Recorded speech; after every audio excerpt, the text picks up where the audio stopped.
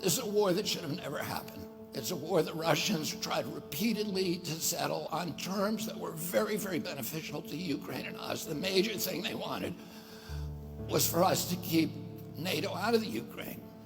The big military contractors want to add new countries to NATO all the time. Why? Because then that country has to conform its military purchases to NATO weapon specifications, which means certain companies, Northrop Grumman, Raytheon, General Dynamics, Boeing, and Lockheed, get a trapped market. In March of 2022, we committed $113 billion. Just to give you an example, we could have built a home for almost every homeless person in this country. We then committed another $24 billion since then, 2 months ago, and now President Biden's asking for another $60 billion. But the big, big expenses are going to come after the war, when we have to rebuild all the things that we destroyed.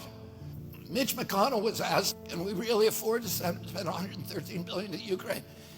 He said, don't worry. It's not really going to Ukraine.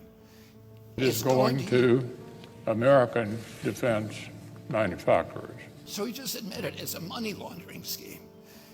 And who do you think owns every one of those companies? BlackRock. So Tim Scott, during the Republican debate, said, don't worry, it's not a gift to Ukraine, it's a loan. So raise your hand if you think that that loan's ever getting paid back.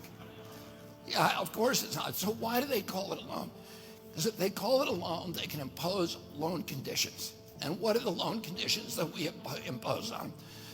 Number one, an extreme austerity program, so that if you're poor in Ukraine, you're going to be poor forever. Number two, most important, Ukraine has to put all of its government-owned assets up for sale to multinational corporations, including all of its agricultural land, the biggest single asset in Europe.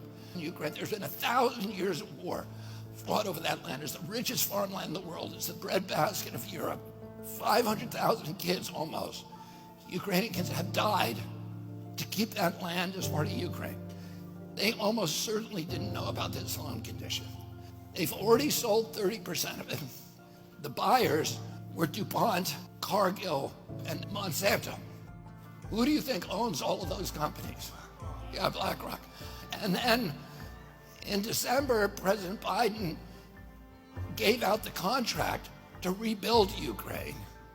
And who do you think got that contract? BlackRock. So they're doing this right in front of us.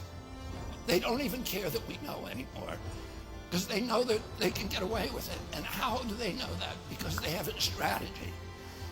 And that strategy is an old strategy, which is they keep us at war with each other. They keep us hating on each other. They keep the Republicans and Democrats fighting each other, black against white, and all these divisions that they sow.